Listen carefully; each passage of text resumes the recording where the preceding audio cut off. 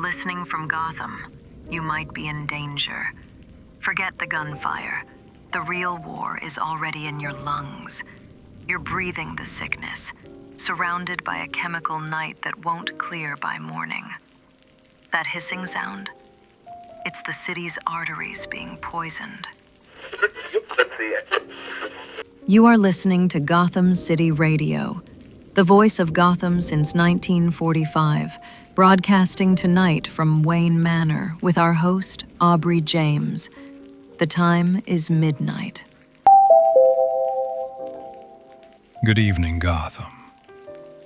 The midnight hour finds us wading through the chemical haze of another night.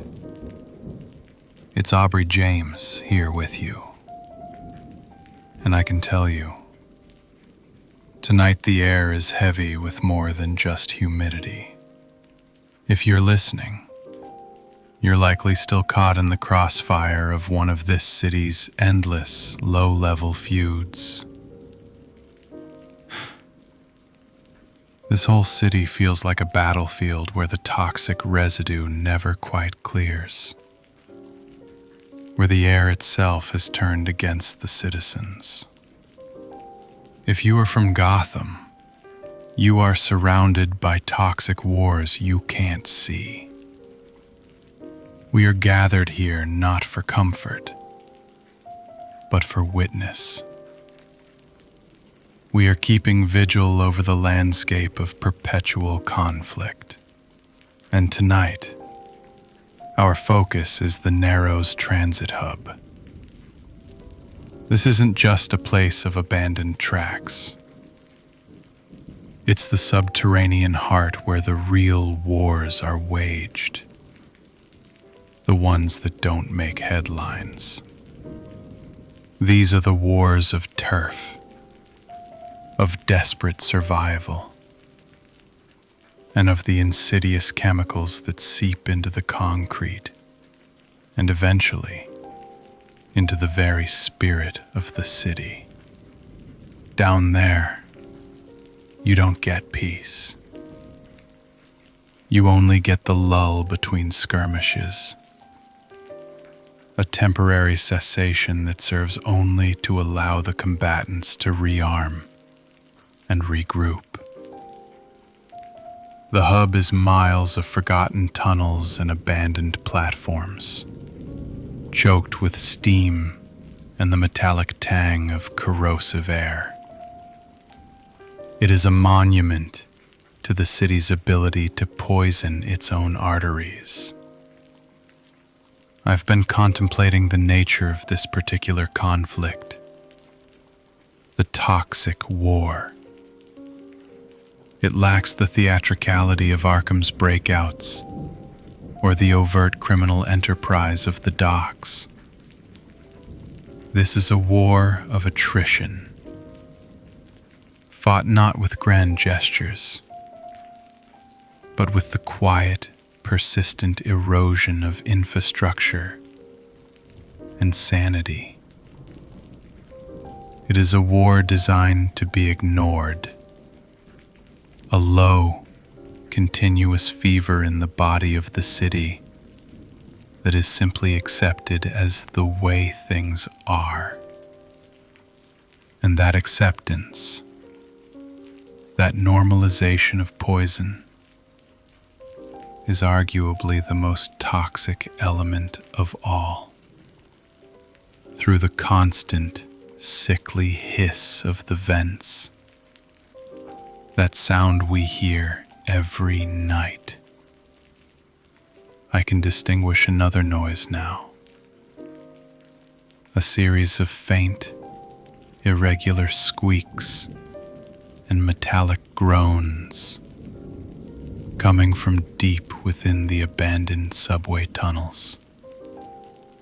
It is an unhurried, heavy sound. It's the sound of logistics, of something large, heavy, and very quiet being moved. It's the signature of a hidden war machine, operating far beneath the notice of the main city. This is the toxic supply chain in motion. The war isn't just being fought here. It's being supplied here.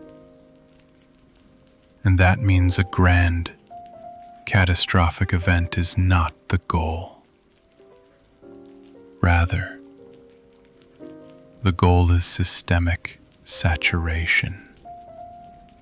The sheer scale of the toxicity down in those tunnels, the way the air itself feels corrupt, makes me question the very nature of heroism in this context. How do you punch a chemical haze? How do you interrogate a rusted pipe? The Batman, for all his strength and discipline, is built to fight men, to confront will. But this is a fight against entropy, against the decay that is fueled by greed and neglect. And it is a fight that, I fear, he cannot win with mere force.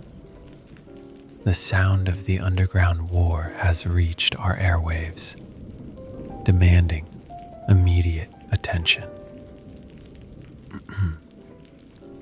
Let's welcome our first voice, the first to bear witness with us tonight. You're on Gotham City Radio. Name and location, please. Aubrey, this is Ben, calling from just outside the Narrows. I hear that hiss you're talking about every night. It's a sound that tells me the city's heart is poisoned, and the fight will never fundamentally change, only escalate. Ben, welcome. You've articulated the profound exhaustion of the Narrows. When the prize is already polluted, when the very turf is toxic, what becomes the true, achievable definition of a win for those involved? It can't be wealth or power, not when your breath is short. It has to be something smaller, something colder, like proving you're harder to kill than the next guy by surviving another week in the same spot. Or maybe it's just the temporary silence, when the enemy retreats just past the boundary line, giving you just enough time to clean your mask. The temporary silence. The brief relief from constant threat. You suggest that in an environment of perpetual war, the greatest victory is simply the absence of destruction. But is that enough to sustain a man's moral compass? To justify the endless sacrifice of sanity and health? No, sir. That's the trap. You fight just to fight, and you forget what you were fighting for in the first place. You forget that the world isn't supposed to hiss. Eventually, you stop fighting the environment, and you become part of the hiss. Just another piece of the broken infrastructure, making noise without purpose. You become part of the hiss. That speaks to the danger of moral assimilation into the environment. The war begins to fight through the participants. Thank you for sharing your heavy experience, Ben. Please, remember to like and subscribe. Another voice joins our watch, cutting through the anxiety. You're on Gotham City Radio. Name and location, please. Aubrey, this is Alex calling from Tricorner. I just saw a green flash over the Narrows overpass. It was a quick pulse, like a camera flash, and the air here suddenly smells sweet for a second. Not like perfume, but like rotting tropical fruit and copper. Alex, thank you for confirming that immediate, unsettling observation. A green pulse, followed by a sickly sweet smell. That points toward a highly specific, controlled chemical signature. What did that flash signal to the operators down in those dark tunnels? It was a status update, sir. A final signal. They finished moving whatever heavy cargo was squeaking around down there on the tracks, moving it into position. But the sweet smell, that's what gets me. That usually means something is being masked, like a powerful neurotoxin, not a simple explosive. The toxicity is refined, designed for psychological impact rather than immediate blast damage. What kind of player in Gotham uses targeted chemical masks and precise electronic signaling rather than common street violence? The quiet professionals, the ones who don't want to leave bodies that attract the ME. They want to leave behind a population of compromised, paranoid minds that will turn on each other. They mess with the city's head, not just its hands. The war for the mind. This confirms our worst fears about systemic paranoia. Thank you, Alex. Your observation of the sweet smell is a chilling detail. Please like and subscribe. A silent war for the city's mind. The green flash wasn't a warning. It was a period at the end of a terrifying sentence, signaling the successful deployment of a psychological weapon designed not for blast damage, but for sowing systemic paranoia and distrust. Alex's chilling observation of the sweet smell of masked toxicity confirms the true nature of their opponent. A refined, unseen force aiming to turn Gotham against itself.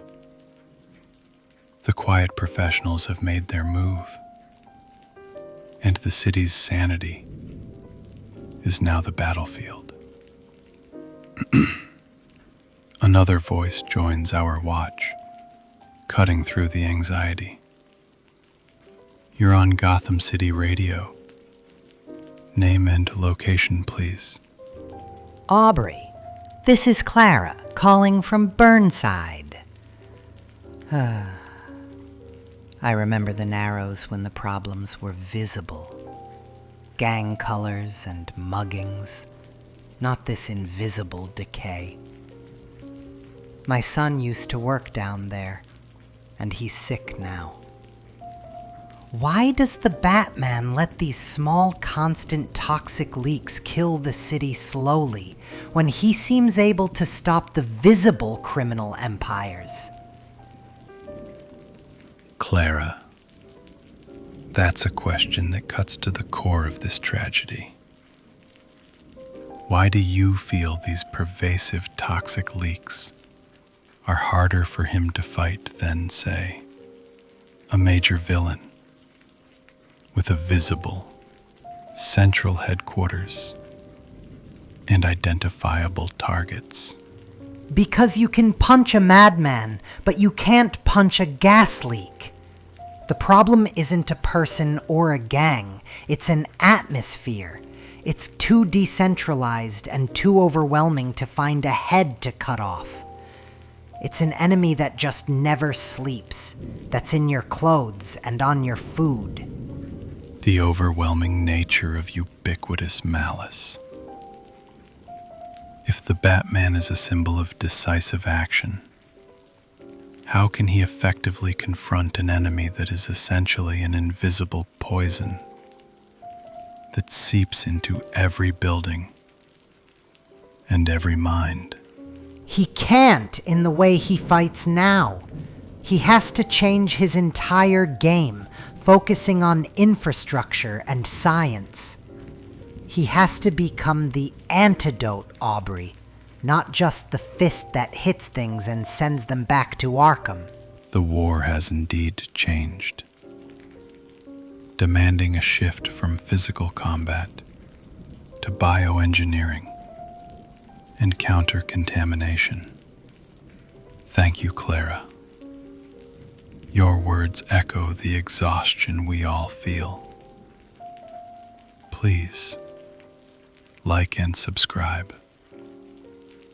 The frustration in Clara's voice is palpable, a reflection of a city exhausted by an enemy it can neither see nor fight with conventional force.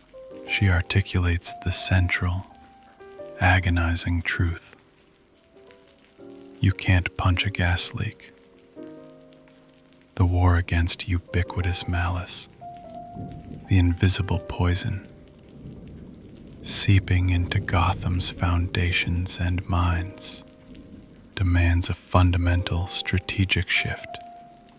Batman, the symbol of decisive, physical action, is pitted against a decentralized, atmospheric threat that requires more than a cowl and a cape.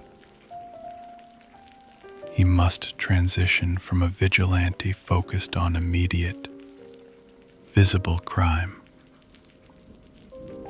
to an antidote, confronting this new age of bioengineering and counter-contamination with science and infrastructure. The old fight is over. The new one requires a hero who can heal and detoxify, not just strike. The line is open. Who else is watching the decay? Gotham City Radio needs your eyes and ears on the street. Tell us what you know.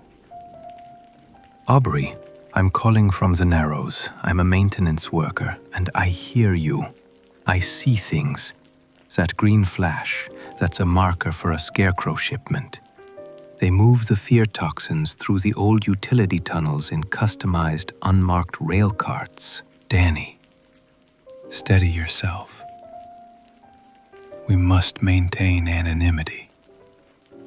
If this is a chemical shipment, and the Narrows Transit Hub is the nexus, what is the ultimate, catastrophic destination for this concentrated fear toxin?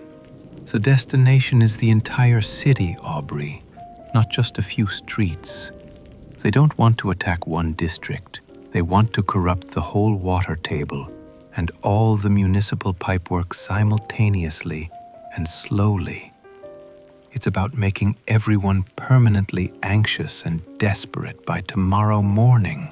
A campaign of pervasive psychological warfare, using the city's own arteries against itself. If they are poisoning the water, what is the single weakest point in the hub's system that allows this chemical transfer to the city's main water supply? It's the old boiler room access hatch on Platform 7. It's right over the biggest water main.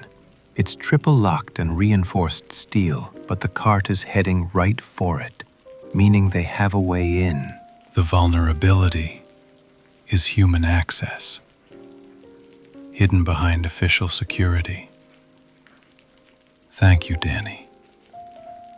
You need to get to safety immediately. And please provide any further details only if your life is not put at risk. Danny's call is a desperate, on-the-ground confirmation that elevates the crisis from systemic paranoia to imminent catastrophe. The green flash is identified as a scarecrow marker, and the sweet smell a cover for concentrated fear toxin being moved through the transit tunnels. The ultimate destination isn't a few blocks, but the entire city, with the goal of corrupting the whole water table and rendering every citizen permanently anxious by tomorrow. The enemy isn't looking for a quick kill. They're aiming for a total psychological breakdown. Danny points to the single, terrifying vulnerability: the old boiler room access hatch on Platform 7. The nexus, with a chemical transfer to the main water supply, is set to occur. This is no longer a silent war for the mind. It is an active, ticking chemical attack, exploiting a hidden access point to turn Gotham's lifeblood into its poison. Thank you, Danny. You need to get to safety immediately. And please provide any further details only if your life is not put at risk. Please like and subscribe. The microphone is yours. Cut through the static of lies and fear. What's your name? And where are you calling from on this dark night? Aubrey, this is Dr. Verne, from a pharmaceutical think tank. The idea of chemical warfare is quaint.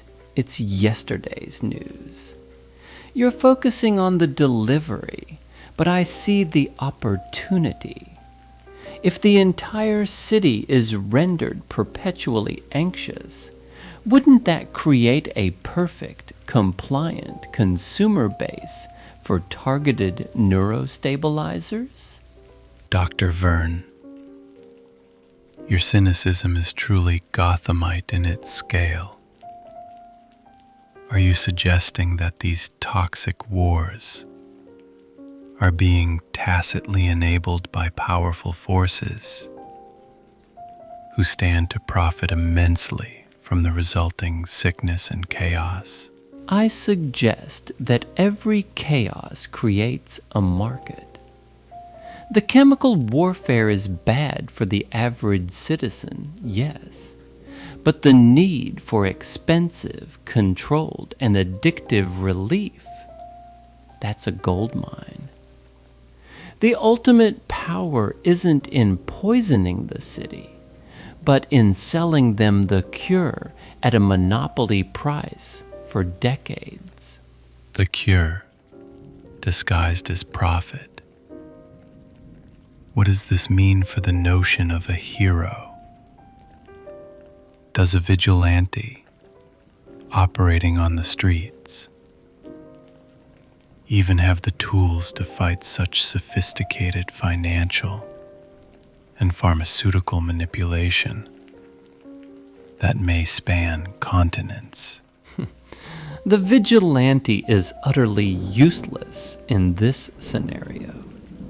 He fights the street-level symptom, the thug in the gas mask. He needs to fight the boardroom and the lobbyist. But the boardroom is clean and has better lawyers than he has batarangs. He can't save them from strategic, crisis-driven capitalism. A bleak prognosis, Doctor, suggesting the enemy is not the criminal,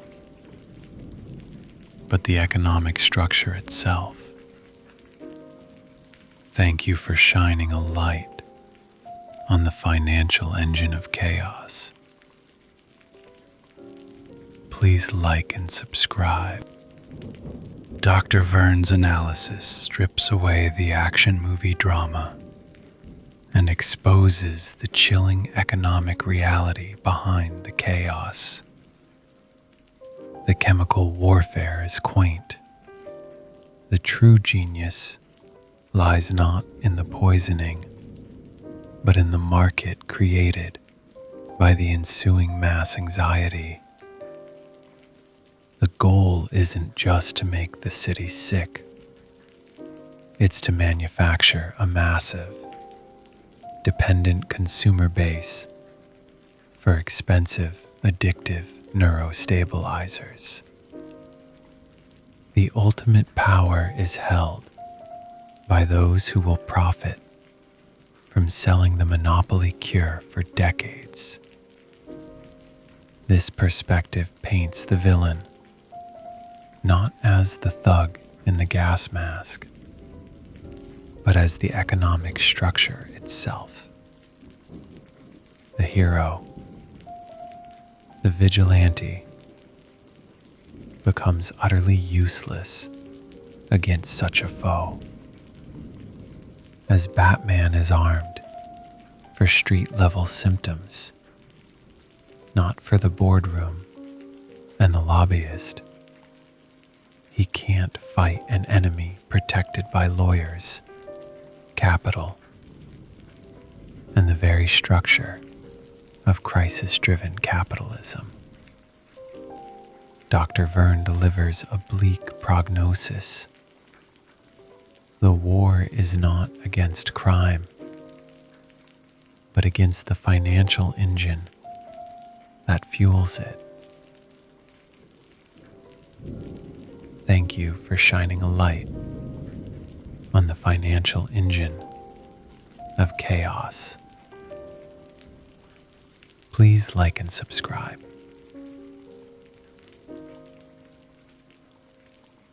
The signal is weak, but the truth is strong. Go ahead, caller. Don't hide in the shadows. Tell us where you are and what you've seen. Aubrey, I'm a former transit worker. I know the hub. Platform 7 is locked because of an old derailment. It's not just the hatch that's the danger. The whole platform is structurally unstable from years of corrosive steam. If they move that heavy rail cart over it, the floor will collapse into the lower water mains, guaranteeing the mass contamination. Rita, that is absolutely critical information. The structural weakness is the vulnerability. If the floor collapses, the contamination is not just likely, it's inevitable. What would be the only effective way to stop a chemical rail cart moving with speed and momentum across that unstable section before it gets to the weak point? You can't stop it from the outside without risking an explosion. You have to derail it on a stable platform before it gets to 7. There's a track switch for platform 6, but it's old-school mechanical. It requires a heavy crank and someone incredibly strong to throw the points quickly, against the pressure. A single point of failure. A mechanical switch dependent on brute, focused human effort. Thank you, Rita. Your specific knowledge of the old infrastructure could save the city's water supply. Please like and subscribe, and stay safe. Rita's desperate call provides the final, chilling piece of the puzzle.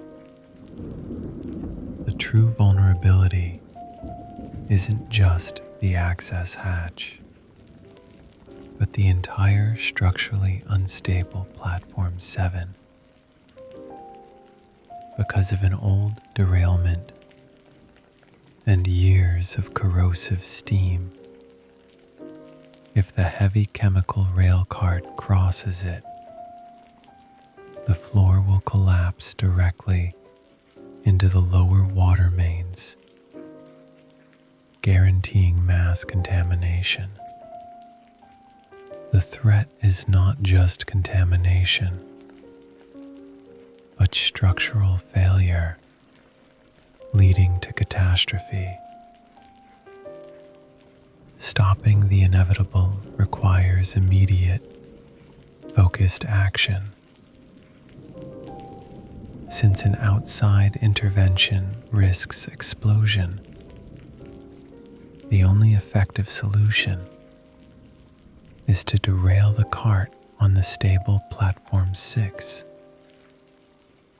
This defense hinges on a single archaic mechanism, an old-school mechanical track switch that requires brute, focused human effort to crank the points quickly against the pressure. The fate of the water supply now rests on one person's strength and precision at this single point of failure. Thank you, Rita. Your specific knowledge of the old infrastructure could save the city's water supply. Please like and subscribe. And stay safe. The dial is still spinning, searching for a clean signal. You found us. Who are you? And what corner of the city are you calling from? Aubrey, this is Dana. I'm listening from the coast. We always hear about Batman's high-tech gadgets and suits, but you just mentioned a heavy mechanical crank. If the entire fate of the city rests on throwing one piece of iron, does this mean the low-tech solution is often the most effective and elegant answer against high-tech biochemical threats? Dana, that's a wonderful paradox. The simple technology defeating the complex. Why do you feel the heavy crank? The purely mechanical solution is so often overlooked by both the highly sophisticated heroes and the villains who plan these attacks. Because the villains are always focused on spectacle and complexity, they assume the weak link must be digital or electronic.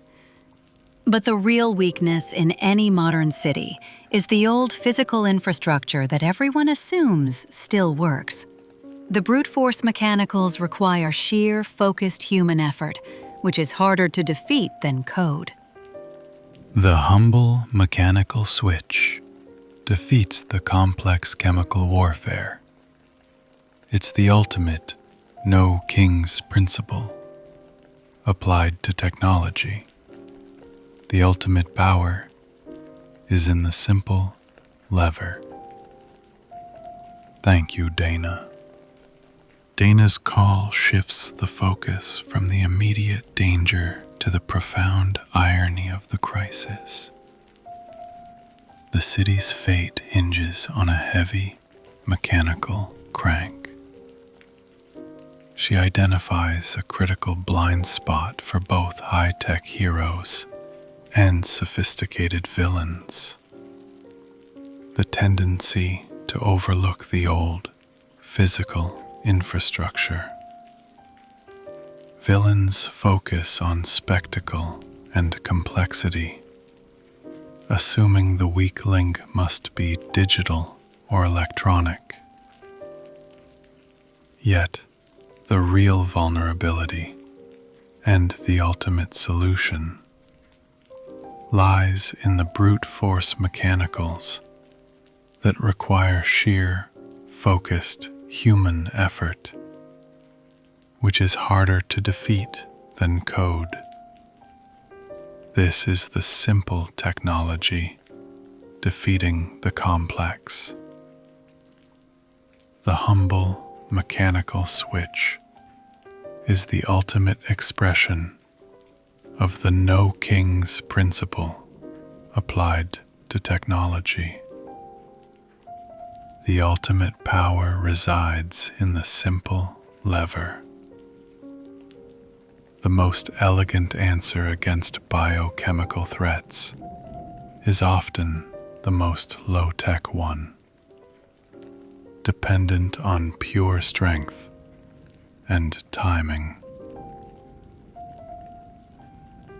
Thank you, Dana. Please like and subscribe.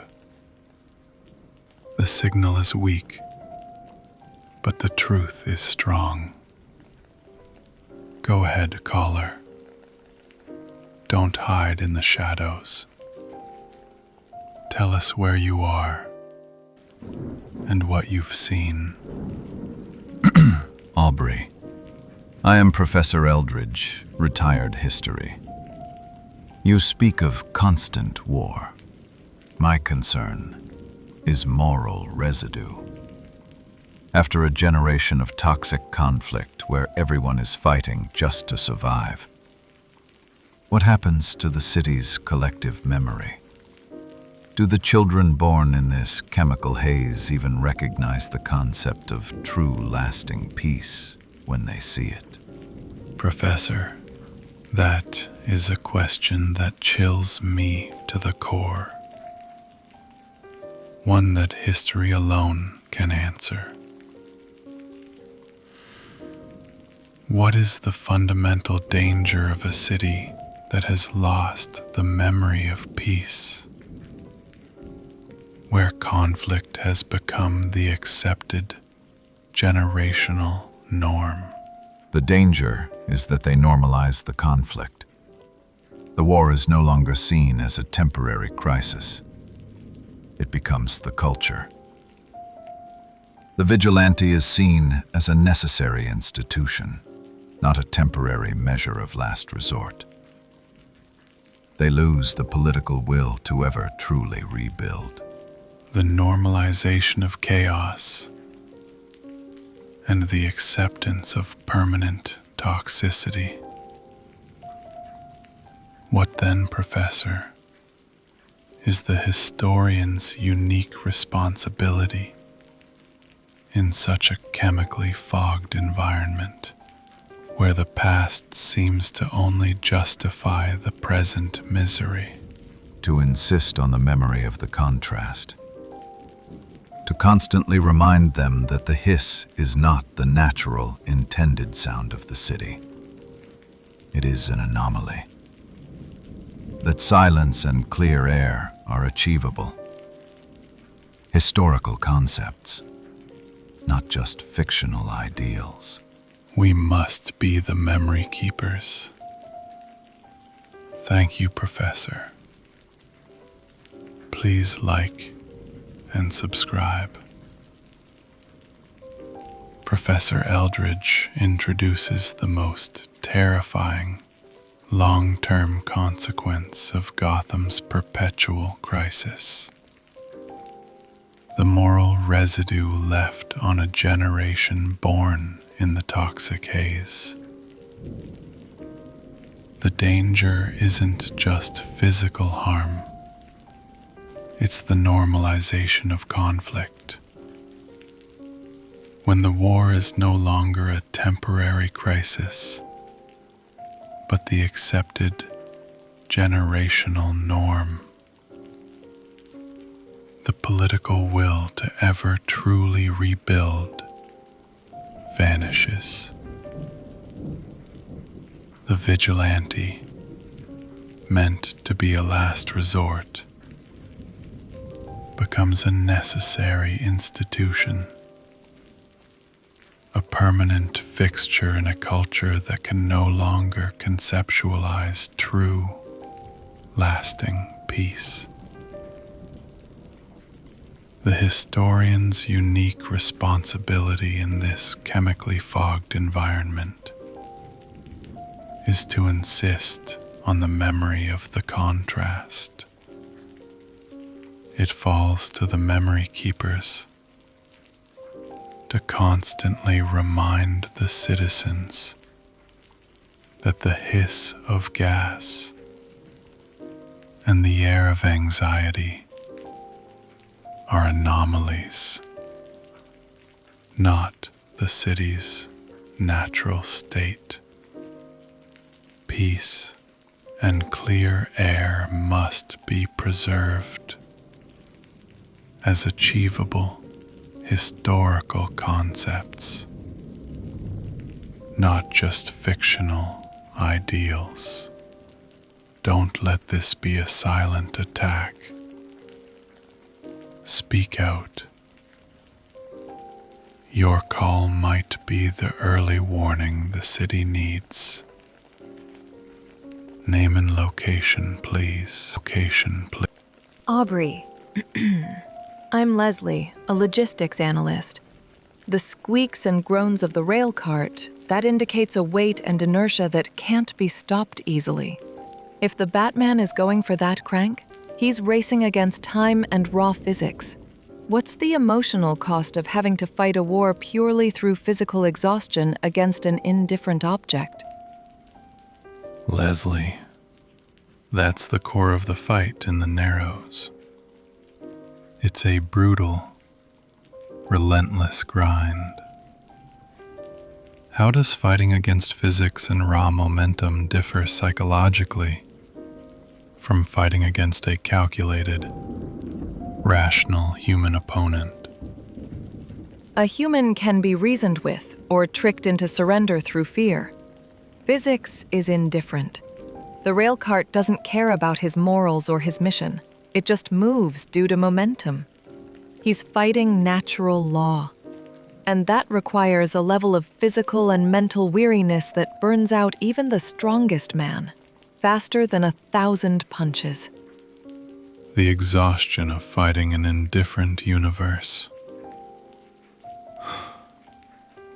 It strips the moral drama down to pure, brutal effort. What is the greatest psychological risk in that scenario for the hero? Beyond physical injury. The risk of despair.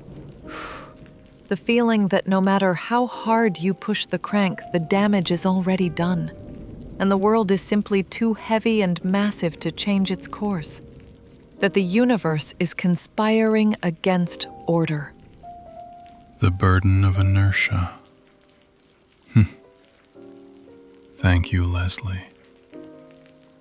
Please like and subscribe. Leslie's analysis returns the focus to the visceral, physical reality of the Narrows hub, highlighting the brutal core of Batman's current fight. A relentless grind against raw physics and indifferent objects. The squeaking rail cart represents not a calculable enemy, but pure momentum and inertia. This is a psychological distinction. A human can be reasoned with, but physics is indifferent. The cart doesn't care about the hero's morals or mission.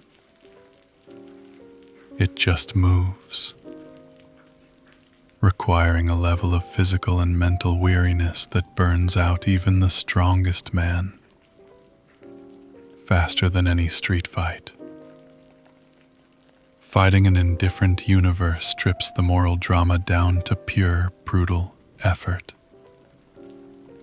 The greatest psychological risk for the hero in this scenario is despair. The feeling that no matter how hard the crank is pushed, the world is simply too heavy and massive to change its course. The fight against the burden of inertia threatens to convince the hero that the universe itself is conspiring against order. Thank you, Leslie. Please like and subscribe. We are all that's left.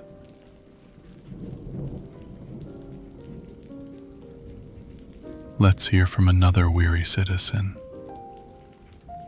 A new voice to stand watch with us. What's your name? And where are you calling from? Aubrey, this is Elias. I'm a retired steel worker. You talked about the mechanical switch on platform 6. Those cranks aren't fast. They take a full minute of hard, brutal cranking to shift the rail. If the cart is moving, the bat won't make it unless he has help.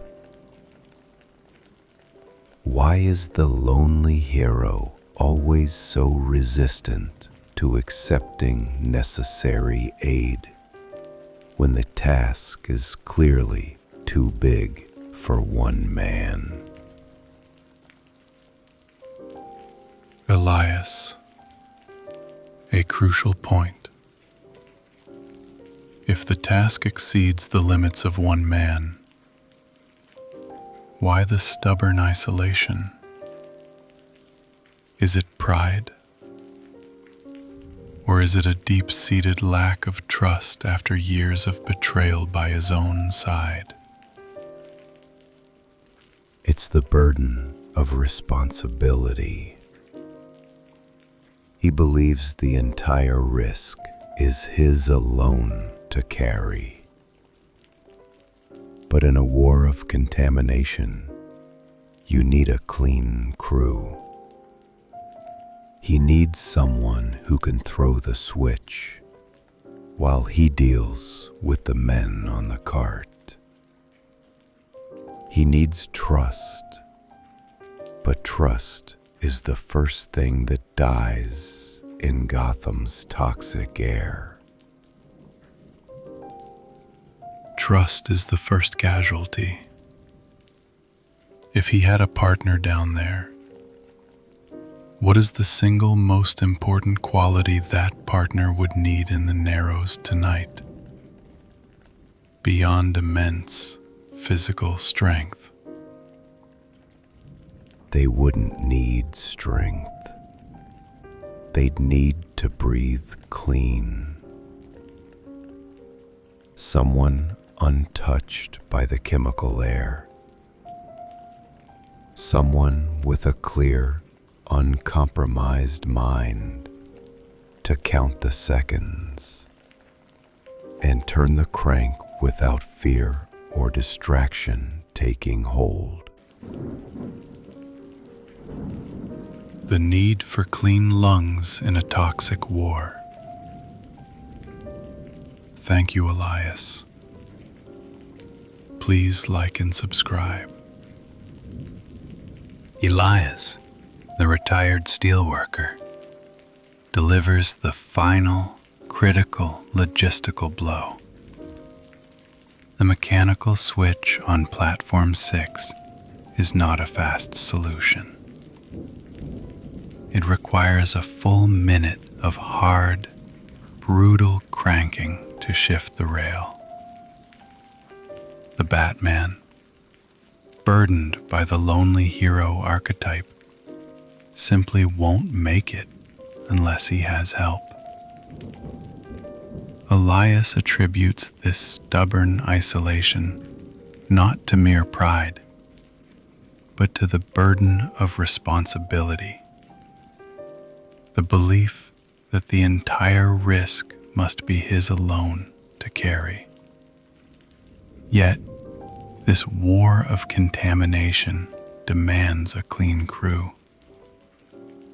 The hero needs someone to throw the switch, while he deals with the attackers on the cart. This requires the ultimate casualty of Gotham's toxic air: trust. The ideal partner wouldn't primarily need strength, but the ability to breathe clean. Someone untouched by the chemical air, with a clear, uncompromised mind to count the seconds and turn the crank without fear or distraction taking hold. The need for clean lungs in a toxic war lays bare the tragic necessity for partnership in a city where trust is the first thing to die. In this sea of paranoia, we need solid ground. A new caller steps forward. Identify yourself for the record, please. Aubrey, it's Stuart, calling from the financial district. I hear you talking about the water table. If the city's going to be anxious and paranoid, that's going to crash the markets. Who pays for this? Does the Batman have the legal authority to seize the assets of the shell corporations that profit from this chaos? Or is this just a big, expensive, uninsured mess? Stuart, you bring us back to the financial core of the city. Why is the fear of market volatility a greater deterrent to the true perpetrators than the fear of physical injury or incarceration? Because physical injury is cheap and easily replaced. Market injury is existential. The only language the people really running this war understand is money. If the Bat wants to win, he needs to hit the balance sheet, not the boiler room hatch. The ultimate weapon is a forensic audit, not a batarang. What is the cost of focusing purely on the symptoms, the chemical delivery, and ignoring the underlying financial cause? The problem comes back next week. Slightly more profitable and even harder to trace through offshore accounts and layered ownership. The war is carefully designed to be perpetually self-funding. A business model. The perpetual, profitable war. Thank you, Stuart. Please like and subscribe. Stuart's call brings the escalating crisis to its inevitable financial conclusion. The market volatility resulting from mass paranoia. He asserts that the fear of market injury is existential, a greater deterrent to the true perpetrators than physical injury or incarceration. The only language the people running this war understand is money. The core of the fight is not the boiler room hatch, but the balance sheet. The ultimate weapon against this threat is a forensic audit, not a batarang. By focusing purely on the symptoms, the chemical delivery, and ignoring the underlying financial cause, the problem will simply return next week, slightly more profitable and even harder to trace. This terror campaign is a carefully designed, perpetually self-funding business model. Thank you, Stuart. Please like and subscribe. The signal is weak, but the truth is strong. Go ahead, caller. Don't hide in the shadows. Tell us where you are and what you've seen. Aubrey, I'm Chloe, from a community center near the docks. We are always dealing with the emotional fallout. When the whole environment is toxic and the heroes are fighting a physical battle, who is fighting the war for the soul of the city? Who is telling the children that they can breathe clean air? Chloe, thank you for focusing on the moral triage. Where does the battlefield of the soul primarily exist in a place like the Narrows, where hope is scarce and survival is the only rule. It exists in the small, defiant acts that don't make the news. The one person who still clears the garbage. The one person who doesn't steal the blankets from the sleeping homeless. It's the quiet insistence that decay is not inevitable. The necessity of the small, persistent acts of good. If the chemical war is designed to generate despair and civic surrender, what is the most potent psychological weapon against it? It's unreasonable hope. The kind of foolish conviction that makes you keep opening the community center every morning even though the windows were broken the night before. That's the only thing that resists the chemical logic. Unreasonable hope. The ultimate antidote to psychological warfare. Thank you, Chloe. Please like and subscribe.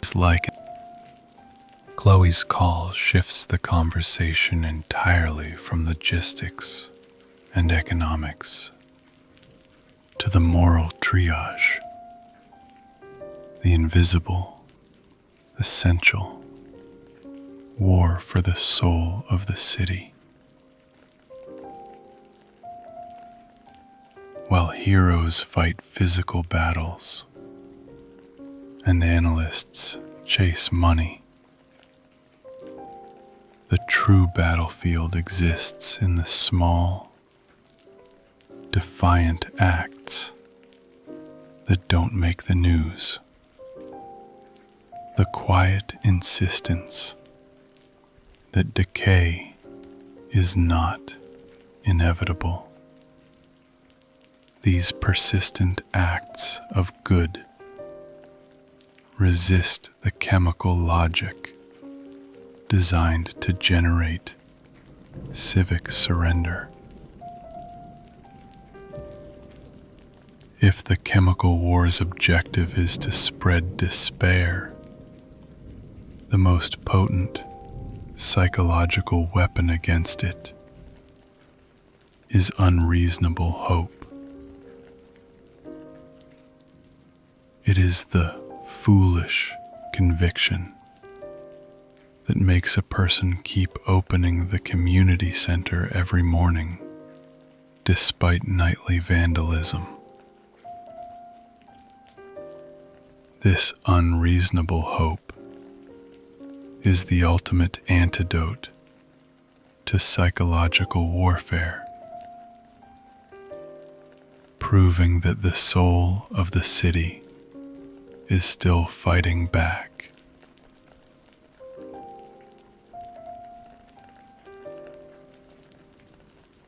Thank you, Chloe. Please like and subscribe. The line is open. Who else is watching the decay? Gotham City Radio needs your eyes and ears on the street. Tell us what you know. Aubrey, this is Vic, retired from the Utility Commission. I know the hatch on Platform 7. It can't be picked. But I know there's an emergency bypass switch, a tiny one hidden behind a corroded junction box on the ceiling of the tunnel leading to Platform 6. It's too high to reach from the ground, only accessible by someone who can fly or scale a wall. Vic, that's vital intelligence. A high-altitude, low-tech bypass switch. What is the one thing the Batman would need to know about that switch that isn't physical, but crucial to his successful timing? He needs to know the delay. It's an analog timer. Once thrown, it takes exactly 22 seconds to cycle the pump and flood the track with non-toxic water. He has to trust the delay, the inertia of the system, and get clear, or he's caught in the flood. Trusting the clock, not the lever. What is the terrifying consequence of missing that switch, or failing to activate the pump correctly within the window of time? The consequence is that the water main pressure drops, and the fear toxin backflows right up the ventilation shafts near the platforms, including the one you're listening near, Aubrey. The entire area becomes instantaneously toxic. A final, terrifying threat. Thank you, Vic. Please like and subscribe. I must heed your warning. Vic's final call reveals the critical, hidden mechanism that could save the city. A high-altitude, low-tech emergency bypass switch on the tunnel ceiling. This switch can flood the track with non-toxic water, but it requires access by someone who can fly or scale a wall. The crucial, non-physical element is the analog timer delay. Once thrown, it takes exactly 22 seconds to cycle the pump. The hero must trust the inertia of the system and get clear. The stakes are raised to a terrifying personal level. The consequence of missing the switch or failing to activate the pump is not just contamination, but a backflow of the fear toxin up the ventilation shafts near the platforms, including the one Aubrey is listening near. The entire broadcast area becomes instantaneously toxic. The burden is no longer just on the hero to fight. It's on the host to heed the warning. Thank you, Vic. Please like and subscribe. I must heed your warning. We are in the dark. Call us now and shed some light on this crisis. You're on the air. What's your report? Aubrey, this is Commander Hayes from the Coast Guard. We've detected a massive, controlled water pressure drop across the entire city grid that just began. They are cycling the water main now. The 22-second delay is running on the analog system. Commander, I understand the severity, but I cannot confirm any identity. What is the one thing you would tell the person going for that high switch? Something that is beyond their physical capability and requires sheer faith. Tell them to trust the drop. They will feel the air pressure change and the sickening void instantly as the system adjusts. The natural animal reaction is to pull back. They must push through that feeling and hit that switch precisely, or the whole city will breathe poison.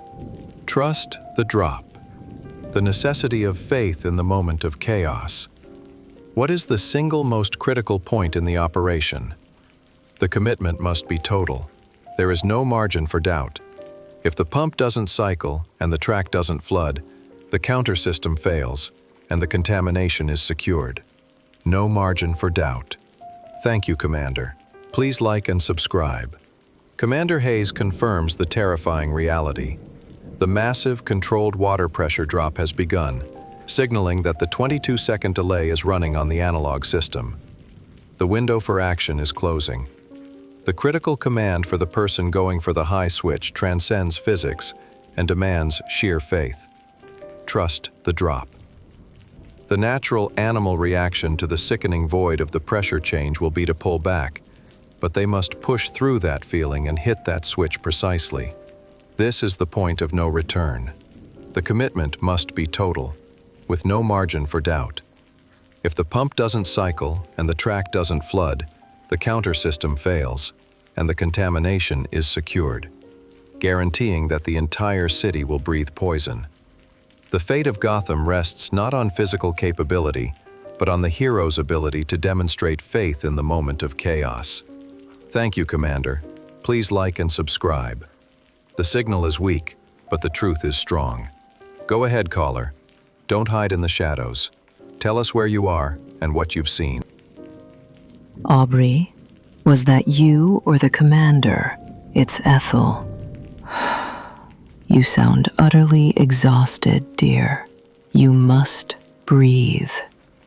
My question, as I listen to this terrifying race against the analog clock, what is the emotional difference between fighting a visible evil, like a bomber, and fighting the unseen evil of a chemical atmosphere?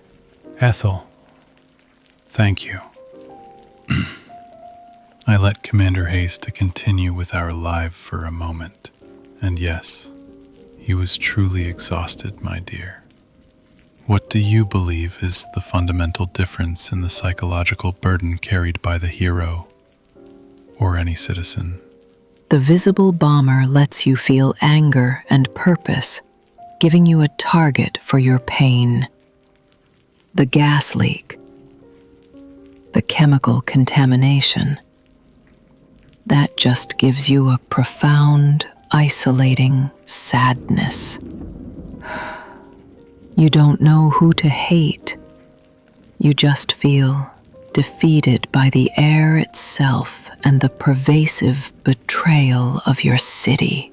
The sadness of an anonymous, pervasive enemy. If the Batman succeeds tonight, what will be the lasting, quiet legacy of this operation in the Narrows, once the news cycle forgets the chemical threat?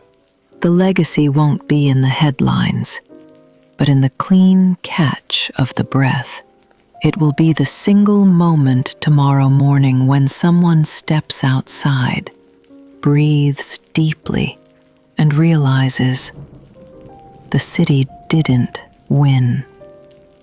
That's the real, lasting victory against the toxic war. The clean catch of the breath. That is the goal. Thank you, Ethel. Please like and subscribe. And so, the 22-second timer runs out. The massive, subterranean pressure shift has concluded. The silence that follows is definitive, final. The toxic war machine, that squeaking, heavy rail cart, has been shut down, derailed by a single high-altitude crank and a moment of necessary trust in the analog system. The chemical night is lifting. The air may still be thick with fumes and the acrid memory of the neurotoxin, but the poison will not reach the water table today. The fight goes on, silent and costly, fought in the tunnels and the mines of this city. We have borne witness tonight to the full spectrum of Gotham's resistance. The exhaustion of those who live in the contamination. Ben. The intellectual precision of the threat. Alex. The structural vulnerability of the city. Rita. The cynicism of profit. Dr. Verne. And the unreasonable hope of the human spirit. Chloe. The central conflict was not a fistfight. It was a race against inertia. Leslie reminded us that the rail cart did not care about the Batman's moral purpose. It only cared about momentum. Yet, we saw the humble, low-tech solutions prevail. The heavy crank, Dana, and the analog switch. This confirms a core truth. The more complex the evil, the simpler the flaw. The sophisticated chemical war was ultimately defeated by a single, physical point of failure that required unborrowed strength and unborrowed clarity. But the greatest challenge, as Professor Eldridge noted, remains the moral residue. The structural damage can be fixed. The psychological damage is harder to mend. The pervasive fear is a product designed to be self-sustaining. Stewart, our vigil tonight, our shared act of bearing witness, is the first step toward the antidote. We insist on the memory of the contrast, reminding the city that the hiss is not its natural voice. We end this night with the hope of the clean catch of the breath, knowing that victory is not the arrest of a criminal, but the subtle, quiet triumph of a community choosing not to despair. This has been Aubrey James, broadcasting tonight from the periphery of the Narrows, your companion in the chemical night. Thank you for listening, for sharing your courage, and for helping us win the battle for the clean catch of the breath. Until next time, stay vigilant, Gotham, and remember, the greatest enemy is the one you can't see or hate, and the greatest act of defiance is simply to breathe clean. Good night, everyone.